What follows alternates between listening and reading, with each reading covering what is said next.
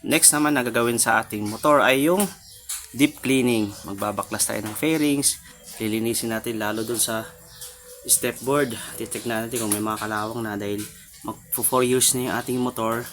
Hindi natin maiwasang nadadaan sa mga baha. Kaya kailangan ma-check na natin. Tapos yung mga wiring, check na natin kasi nagkaroon tayo ng problema dati sa speed sensor na naputulan ng wire at kumaskas sa kanyang mga fairings. So i-check din natin sa ilalim. Then susunod din natin yung kanyang ball race.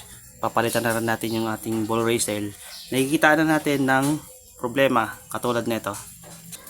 Ito yung sign na na palitin na yung ball race. Ayan, kapag ginanyan nyo, parang bumabalik. Ibig sabihin niya parang may kanal na yung mga bearing. Ayan. Tapos pag dumadaan sa lupa, malagatok yun yung harapan. Ayan, kasi kasama yan sa papalitan natin.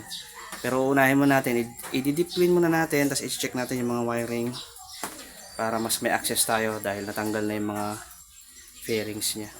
Okay? Bago natin umpisahan magbaklas at mag-check ng mga wiring, tinanggal ko muna yung positive line ng ating battery at tanggalin ko rin yung ating MDL muna dito. Okay.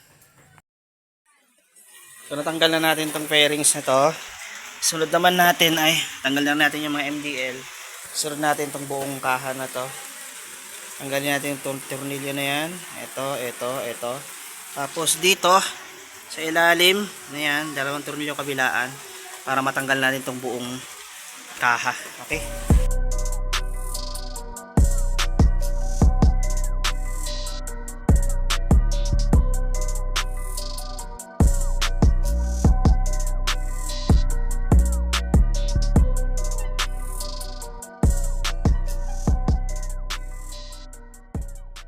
So natanggal na natin yung ating headlight, tapos tinanggal ko muna yung mga wiring ng MDL at busina natin. Ayusin natin yan dahil nung naglinya ako, hindi ko tinanggal yung kanyang headlight kaya pinadaan-daan ko lang. Kaya medyo nagkabuhol-buhol. Ayusin natin bago ibalik. Tapos sunod natin tanggalin na fairings. Ito ang kanyang itong parang araro. Tatanggalin natin ang mga tornilyo na to kabilaan. Tapos sa ilalim saka natin isunod tong kanyang parang batok tawag dito. Ito, okay.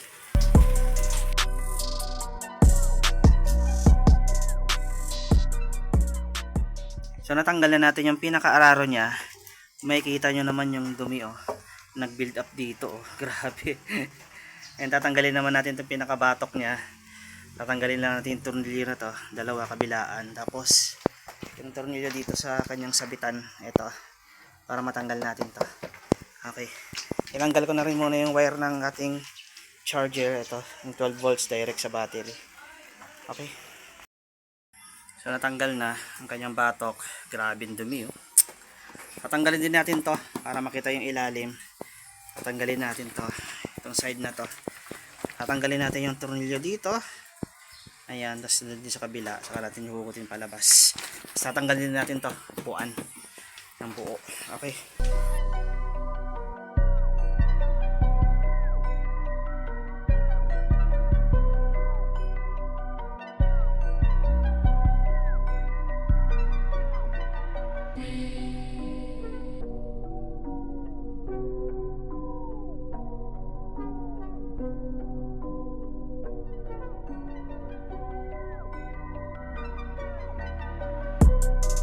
Tanggal na rin natin yung fender sa pinakailalim.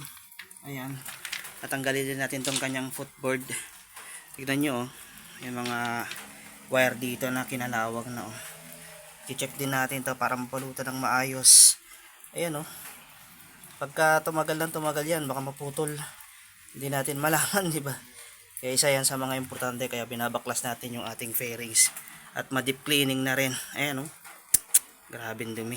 Hindi pa natin alam kung baka kinalawang natin sa ilalim, kaya kailangan natin baklasin to para malinisan. Okay, magde-deep clean muna tayo. Ayusin natin yung mga wiring, check natin. Saka tayo magpapalit ng ball race. Okay. Natanggalin din natin tong fairing sa likod. Tanggalin natin tong bracket.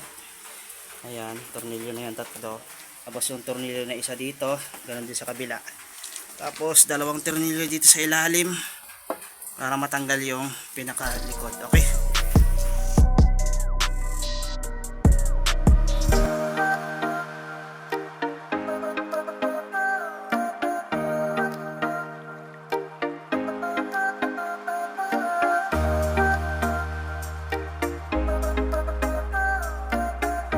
Matanggal na natin yung fairing sa likod. Ito na lang, step board na lang, natapos na tayo. Tatanggalin lang yung tornilyo dito, 1, 2, tapos ganoon din sa kabila para may angat natin. Okay, yung mga screw pala na pinagtatanggal ko, nakahelera lahat yan para pag binalik natin, alam natin kung saan yung dadamputin natin dyan. Okay, so ayun, natanggal na rin natin yung kanyang footboard. Ang gagawin na lang natin ay linis. So bubugahan natin to ng medyo gripo sa washer. Tapos babrush natin. Iwasan lang natin na matutukan ng tubig tong mga sakit niya. So balutan natin muna bago natin magbuga ng magbuga. Tapos tignan mo to. Yung grounding niya, ayan oh. Yan, kinakalawang na yung mga yan. So dapat malinisan din yan. So, balutan natin ng mahusay, tapos saka natin bugahan ng spray yan para hindi tumuloy yung pintura. Tapos saka natin ibalik. Ayan yung chassis, ayan o. Good naman yung chassis, wala namang kinalawang dito. Ayan, pero linisin muna natin.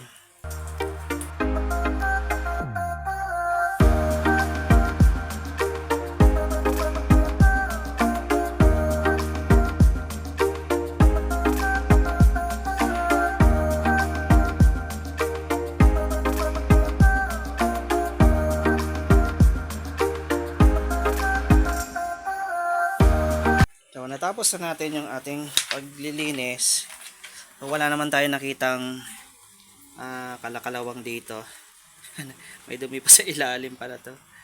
Tapos, ayan ito yung mga wire. Ito yung mga tinitignan natin katulad nito. Ayan, yung mga kumakaskas sa chassis. Ayan, nababalutan, katagalan. So, ito, babalutan din natin to bago natin ibalik yung mga fairings. Ayan to, may mga parang gas-gas dyan sa wire. Yan, anin natin ng paint yan. Paint. Spray lang natin ng konti. Ayan, pati mga to. Ayan, tapos lilinisan na natin yung mga fairings para may ibalik. Pero bago natin ibalik, magpapalit muna tayo ng ball race. So habang nakabaklas pa, palitan natin yung bagong ball race kasi meron ng lagutok at kabig. So ito yung ating pamalit na ball race. Okay, baklasin na natin.